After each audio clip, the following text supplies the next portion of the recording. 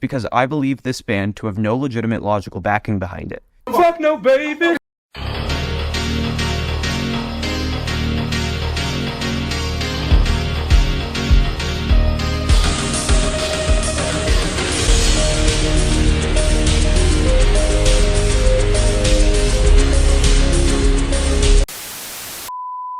So we're really bringing it back to this topic, huh? See, I thought I was done with this topic when I made my first video about it, but, you know, after taking some time to think about it, there's a lot wrong with it.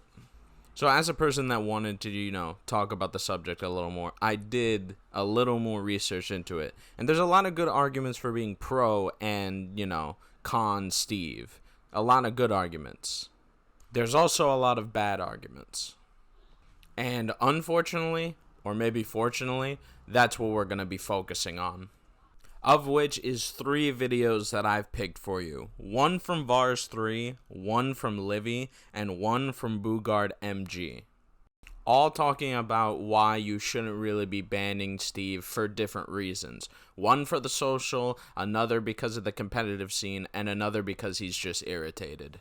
Now, I'm going to have to say this before I get started. Just because I have critiques for these videos does not mean that they don't have good arguments for Steve. I just think that the biggest arguments that they have are dog water.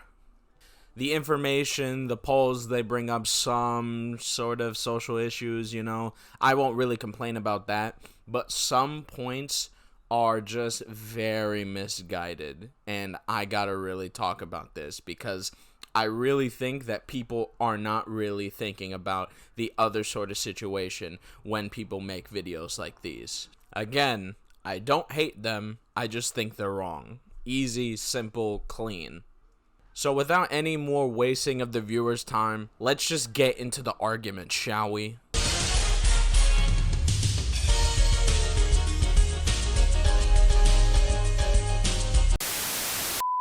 Of discourse throughout the Smash community, but that's what is stayed as conversation. To see action being taken on an executive level is unprecedented, as unlike Bayonetta from Smash 4 and Meta Knight from Brawl, there was never, at least to my knowledge, this widespread of a ban on a character in Smash Bros. History. If you think this is a dominant character, you should look at some other games. This is a dominant character. This is a dominant character. You should be grateful that half of every top 8 isn't just solo Steve. A character so powerful that playing him was sometimes considered a requirement in order to succeed competitively. Okay, this is probably going to be a big section of the video. And the reason why it's going to be a big section is because, sure, they tell you that Bayonetta, that Meta Knight, are broken, but they don't really tell you why. Or they do, but it's a lot of like half-truths with it. The reason why this can get mixed up is because if you don't tell the audience of why these characters are so good, it makes your information seem a little off. Because if you use information such as, oh, Meta Knight was used for this much, and Steve isn't used as much as Meta Knight, so why do we have to do that? When that shouldn't be the argument. The argument should be the reason why they are so good, not the product of why. So, let's start it. The reason why the Meta Knight was so good isn't just for the fact that all of his aerials and normals are really, really good and better than everyone. It's the fact that you have to play by his game. And no matter what you do, you have to play by his game even if he's at disadvantage. Remember, this is Brawl. That means that hit stun is not too much in this game. Add on to the fact that Meta Knight was so mobile, it made fighting him a drag because he can disengage whenever he feels like, and he has the moves in order to poke you out no matter what. Meanwhile, even top 5 characters other than Meta Knight have a problem facing him. So that's why he was so good. It wasn't just because his normals were good, it's because the game literally incentivized him to play his own game and leave and disengage. Meanwhile, no other character can do that. And this will be brought up later, but this sounds degenerative to me. Livy thinks otherwise, but we'll get into that later. So, that's Meta Knight. Let's go on to Bayonetta. Bayonetta was not just good just because she touched of Death Ear. Now, Yes, she can touch of death you with certain moves out of nowhere. That is terrible. I understand that. Everyone understands that. But people seem to forget everything else, a part of her kit, that actually was degenerative. Now, a person would ask me, what do you mean? Isn't the only thing about her was the fact that she could, like, FTK you? No, actually. She fundamentally broke the game just like Meta Knight. But in her case, she doesn't abuse the engine. She just doesn't give a shit about it. What do I mean by this? Okay, so air dodging in Smash 4 is way different from air dodging in Ultimate. If you air dodge in that game, you could quite literally just die straight from there. Air dodging is quite literally too hazardous when it comes to that game. So what you usually saw people do in Smash 4 is you see them bait an air dodge so that they can just get killed in other fashions.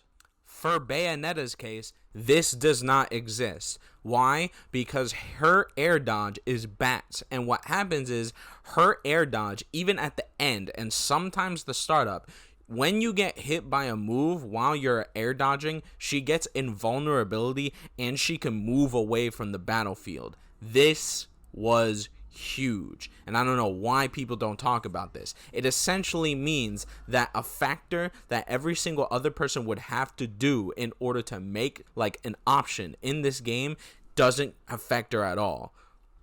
So she can usually do whatever the hell she wants around the battlefield with almost no worries, and everyone else has to essentially eat dirt.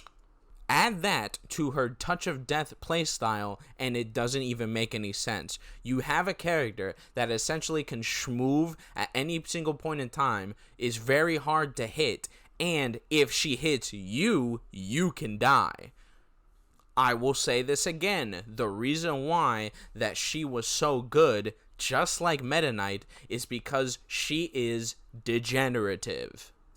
Now that you know the reasons why these characters are so good, it makes some arguments that these guys use kind of feel iffy. This more so goes to Livy because they talk about them not being degenerative and then using results as a factor in order to prove that, when that's not the case at all. These characters either broke how the game worked or use the game so much in order to get their advantage and play their game compared to the other opponents. Once you understand it like that, it seems really, really clear why Steve should probably be banned. Essentially, he plays his own game. Even when you're on disadvantage, even when you're on advantage, it doesn't matter. You still have to play by his game. So if you're going to compare Steve to these characters, you have to understand the reasons why. Because if you don't, it makes your argument seem a little weird. Because once you do, your mind goes like this. Okay, these characters were so good because they were degenerative. Steve is also degenerative. So maybe we should think about a ban. See how easy that goes? However, there is an argument that people use when we talk about bans. When we think about bans, usually people will think, well, we didn't ban Bayonetta and we didn't ban Meta Knight, so why should we ban Steve? And this goes to the second point. The second point is that these people either use half-truths or they don't really know the reasons why these characters were actually not banned. Because they would like to bring up some things like the competitive nature when it wasn't that at all. A lot of the time, the reason why these character bans didn't exist is because of A, enjoyment, B, social issues, and 3, the development of the community, of which nobody fucking talks about. Let me give you some actual reasons why Bayonetta probably didn't get banned, and it wasn't because of the competitive nature of things. Remember, Bayonetta was the last DLC character that we got, and it wasn't until a while that she was released that Ultimate came up to the scene. It would seem very weird in order to enact a ban of a character when essentially the game, just by a new release, would have been dead. So that's reason 1. 2, there was murmurings in the community in both the US and Europe that some competitive players, when it came to Bayonetta, if they actually banned the character, then they wouldn't go to tourneys. And a lot of TOs simply just didn't want that to happen because, you know, they gotta help their bottom line. Which, in retrospect, is funny because the Bayonetta dittos in that tournament, you know, the worst tournament in mankind, oh my god. In retrospect, this was all fucking stupid. So that's number 2. Notice how a lot of the information that I gave you wasn't about the competitive nature of the game at all. It was a bunch of dudes with opinions and bottom lines.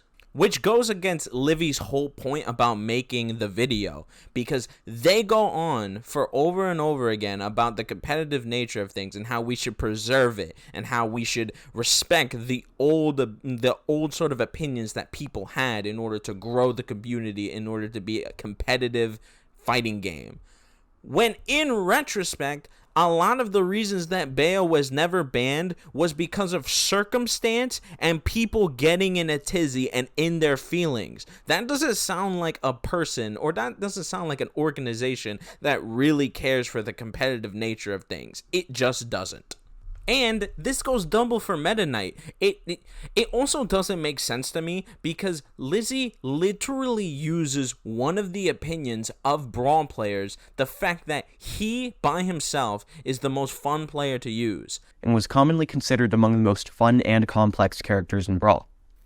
Again, cool, that's an argument, fine, but the opinion of someone about how something fun it is, when your whole video is supposed to be the competitive leanings and how we're so advanced and we're trying to prove that Smash is such a great fighting game and we're so developed, it doesn't make any sense when one of the biggest opinions that you use is, well, Meta Knight's pretty fun, so we should probably keep him. It doesn't make sense.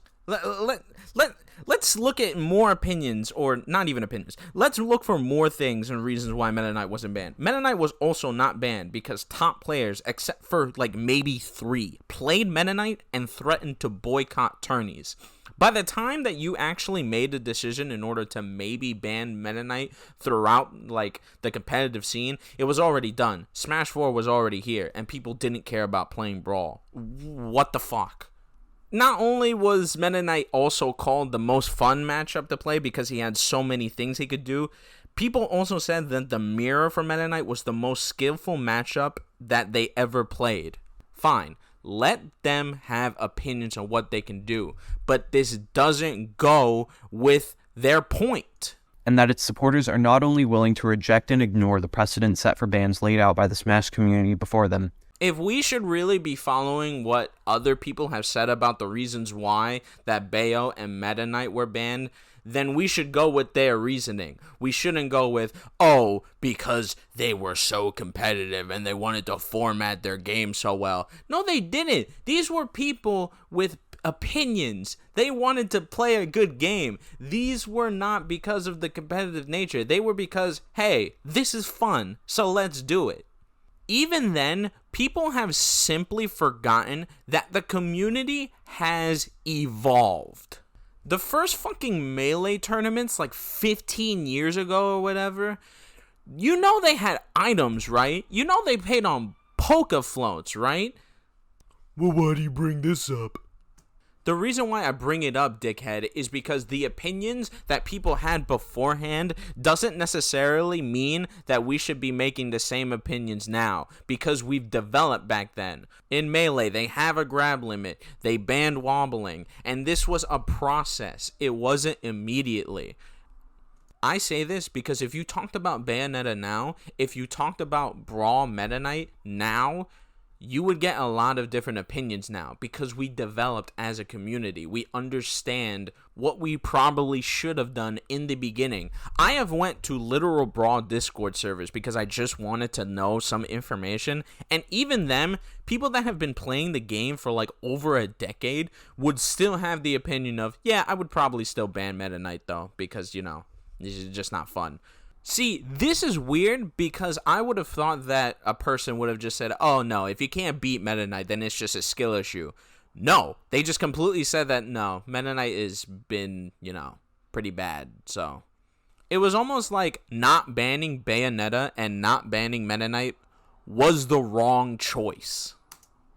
And bringing up the past in order to like dilute the point a little more doesn't really make any sense. Because if you say, well, we didn't ban Meta Knight, or we didn't ban Bayonetta, so why should we ban Steve? When if you took a look at the past and you actually siphon through the arguments, you could see that maybe, just maybe, 8 years ago, we were different. And maybe we were wrong. Banning Steve, given his current results, contains an implicit admission that we can ban things because we don't like them. We can just ban things because we like them. It's almost like we didn't ban things because we like them too. I don't understand this point. This mindset can carry into the next game for who knows how long and potentially jeopardize the competitive integrity of every Smash game to come. Jeopardize the competitive integrity? What are you talking about? Most of the decisions made to not ban these characters weren't because of competitive integrity. It's because I like this character, and if you do this, then I will leave. It has nothing to do with competitive integrity. That's so stupid. And if you're talking about, oh, well, I mean how Hacks does it. How Hacks does it is pretty well. I agree that Hacks has a good foundation for why things should be banned, but that doesn't mean that you understand what it actually means. You bring up things like the over-centralization, which is just a character being used so many times, when that's not the main reason to argue why. I've already told you why some of the reasons that Bayonetta and Meta Knight were so good, and you don't talk about them. So you can't really talk about over-centralization as though it's the only issue when that wasn't the issue.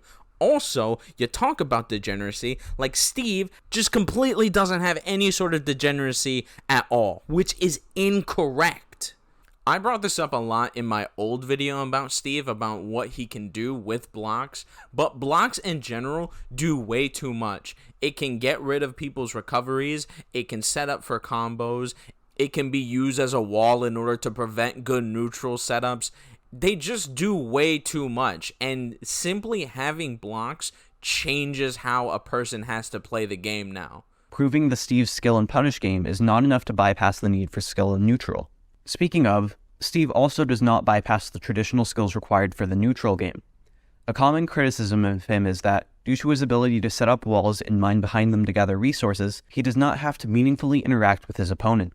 But this isn't true. Sure, when Steve has the lead, he is incentivized to camp out the opponent, but this is far from a uniquely Steve trait. The argument that this situation forces you into a mix-up or anything similar doesn't really hold water either, as the situation isn't really all that different from things many characters can do, such as Samus holding a charge shot under the platform or Sonic spin dashing in the corner. I'm sorry, did I just get fucking gaslit? There is no way that you are going to compare Steve putting blocks and going and getting more materials compared to Sonic and Samus. Why is this not a good argument? Okay, look at it like this, right? When Steve puts a block down, not only do you need a specific move in order to beat it. Yes, I've talked about it in my other video. You need specific moves to beat it that Samus can't even do for some reason. Not only do you need specific moves, but Steve has access to things that other people don't. Steve, as he's mining blocks, can move, which means that he has control over what he can do in order to move away or approach whenever he needs to.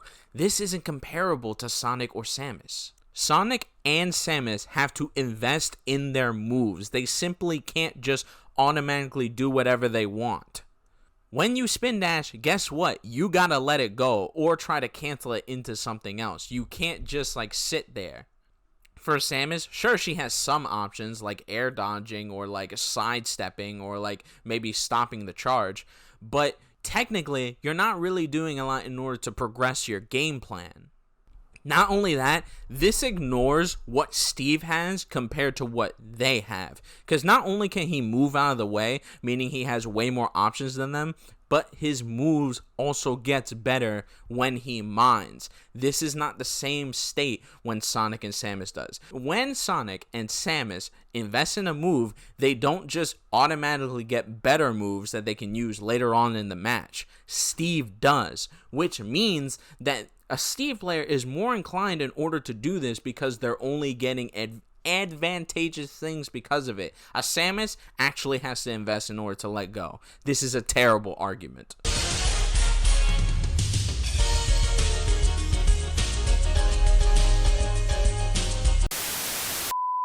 But this brings up a point, and that point is that, oh, so, well, let's say you were right that Bayonetta and Meta Knight should have been banned, right?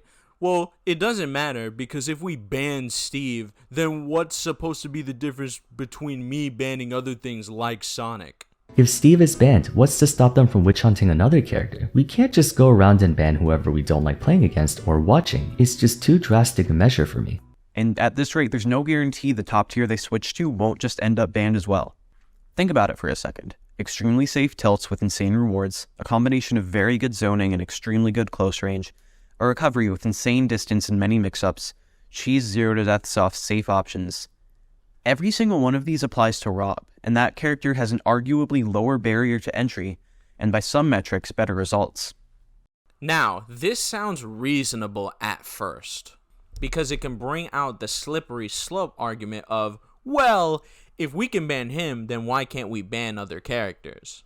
How do we know about the line in the sand software, Neos? When it seems pretty obvious to me, the line in the sand is Fox. If you want to get a more in-depth explanation of this, you can go on Leon Massey's video about it, but he kind of made it very, very simple and very, very clear that there is a reason why Fox isn't banned, meanwhile some other characters probably should be. Fox has a lot of advantages that no other character in the game has, right? And we know that above all else, he'll always more than likely be at the top of the list when it comes to melee. Now, the next question you should ask yourself is, why is this character not banned? And it's pretty simple. It's because he has weaknesses. When you hit Fox, you can actually do your own game plan finally. And that goes for every single character in the game, whether it's a mid tier or even a low tier. Once you hit Fox, it's over. The disadvantage makes it so that you can actually play the game. This is different to all three examples that I talked about: Bayonetta, Meta Knight, Steve. This is why you can't use the argument against Fox from Melee or Rob in Smash Ultimate, because although they are really, really good, they have weaknesses to offset their advantages. Once you actually get right into their face and you do a combo on them, you get to finally play the game. Once you understand this, the slippery slope argument can't really be used, because once you know that there's a lot of weaknesses against someone that people can use in order to deal with it, it becomes moot. At least to me, I don't see any reason or any point of how Steve and even Kazuya have anything balanced in them like Fox in order to warrant no ban.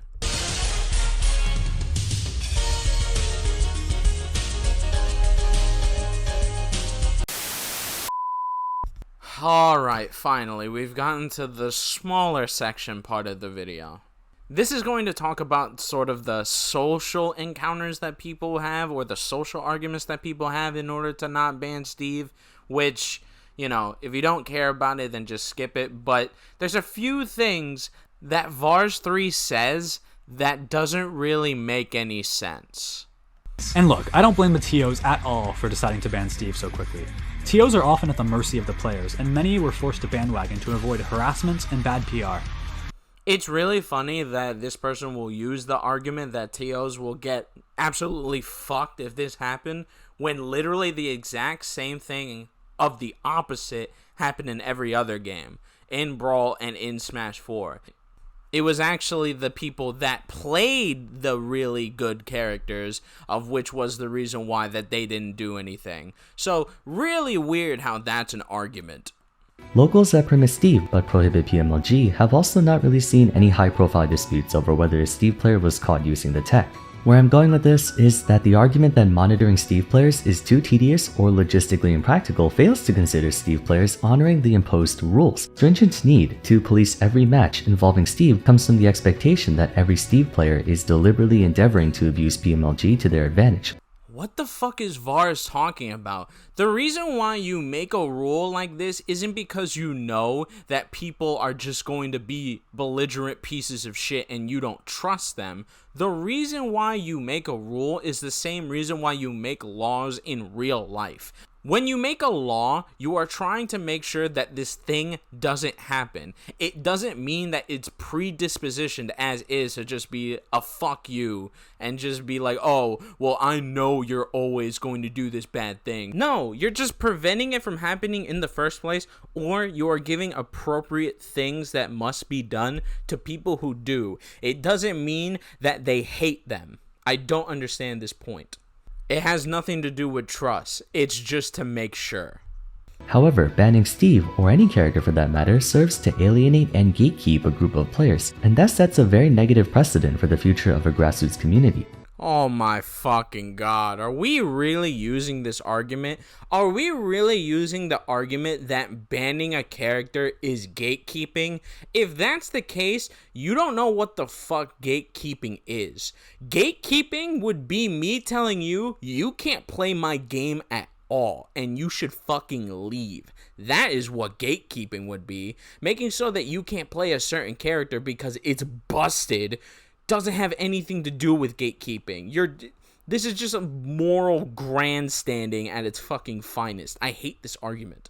But even worse, people, is the next and probably biggest argument of it all. It irritates the everlasting fuck out of me.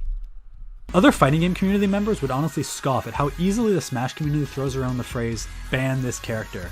This just isn't a normal thing in every other community. And for example, Leroy completely destroyed the game when he first came out, and was top 8ing every single tournament. In fact, one of the EVOs consisted of over half the players all picking Leroy. And yet, people complained, people quit, people moaned on Twitter, but no one talked about banning him.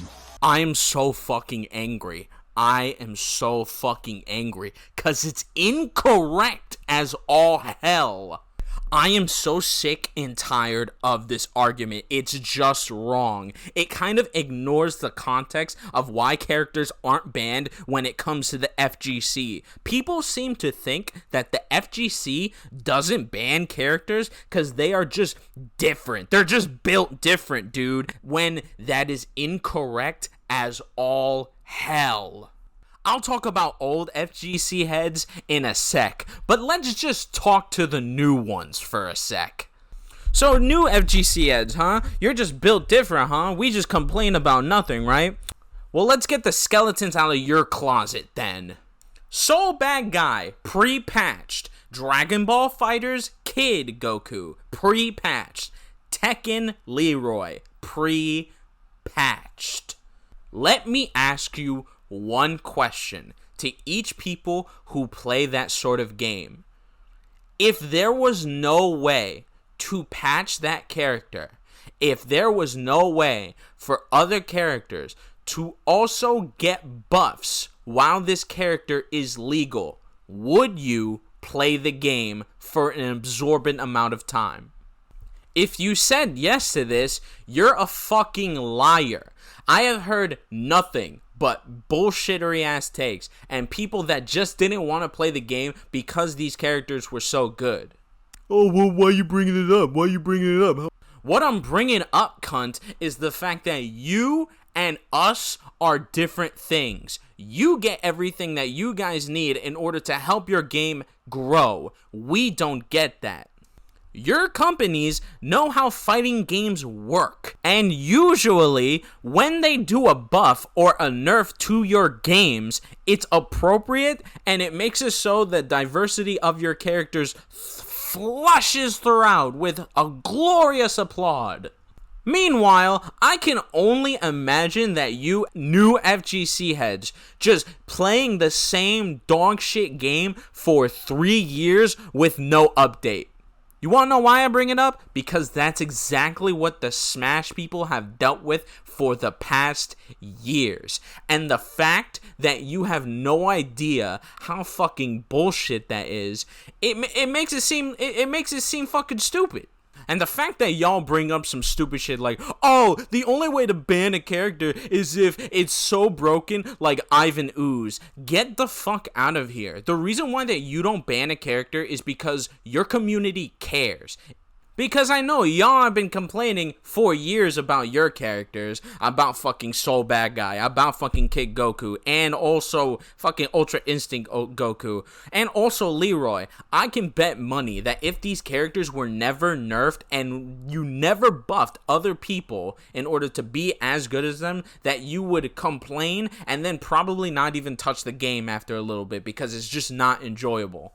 But motherfuckers don't even really think about that, and they just like, oh, if a character isn't broken like Ivan Ooze, then we should never ever ban it. Meanwhile, you guys have been getting nothing but support from your companies to help you. And meanwhile, we've had to pick up dirt, ashes, and fucking disgusting bullshit every single time, just for other people in other communities to just say that we're whiny little babies. Oh, well, that's only new FGC heads, man. Old FGC heads, like, never had to deal with these sort of things, and they just learned the matchup. They never complained.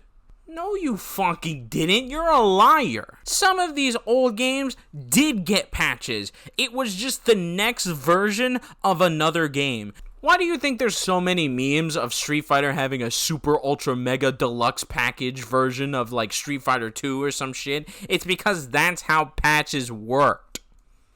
In the next game, you get more characters and maybe some balance patches. Don't you fucking lie to me. The only games that quote-unquote break this sort of formula is maybe MVC3 and Melee. Sure, there wasn't patches for them, but unlike Ultimate or games like Strive, the emergent gameplay is so out of this world that you don't even really need a balance patch. Different techniques every sort of year are being found out every single time because they're unpolished. This is exclusive to Melee and them, by the way. Modern fighting games are polished now, so there's only so much that you can do, and there's only so much emergency that you can get when having a game. This makes the skill ceiling lower, which means that making top tiers seem more unbearable because of just how they interact with the system. Because unlike older titles, you don't have as many mechanics to like switch it up. So balance patches are kind of needed because modern fighting games are just so simple. Now, does that mean that certain characters like Ivan Ooze didn't deserve to be banned? No, but I think people conflate way too much that the only way for a character to be banned is to only be as broken as Ivan, when that simply is just not the case, especially nowadays. FGC people don't have to deal with the headache of a character being too good because they have the safety net of their, of their games actually putting in the effort in order to ban or nerf or do whatever they can in order for the community to grow. Smash doesn't have that. Sakurai hates us so much in Smash 4 and in Ultimate, to this point where we have to just deal with this bullshit. We literally don't have a choice. Now we have to make one choice, to ban the character or not. We don't have a choice. You guys do. And not only that, you actually have people that support you. We don't. So when a person just says to me that FGC heads are just the bastion of competitive ingenuity and the fact that they are just so goated with the sauce that they can just deal with the certain things without complaining is utter nonsense. Stop comparing us to the FGC community. I've seen the way those simians block. It's not impressive.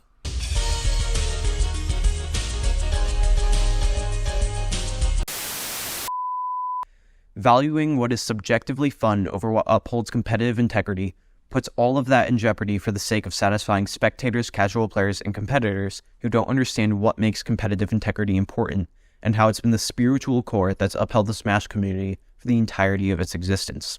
People play this game as a career. We run events with thousands of dollars and the pride of hundreds on the line. And despite that, the community has begun to spiral into a level of competitive integrity that can only be compared to a kid at a sleepover who thinks Kirby is overpowered and won't stop saying, and considering that the community for Smash 6, whenever it comes out, will primarily be made up of former community members of the Ultimate community, this mindset can carry into the next game for who knows how long and potentially jeopardize the competitive integrity of every Smash game to come.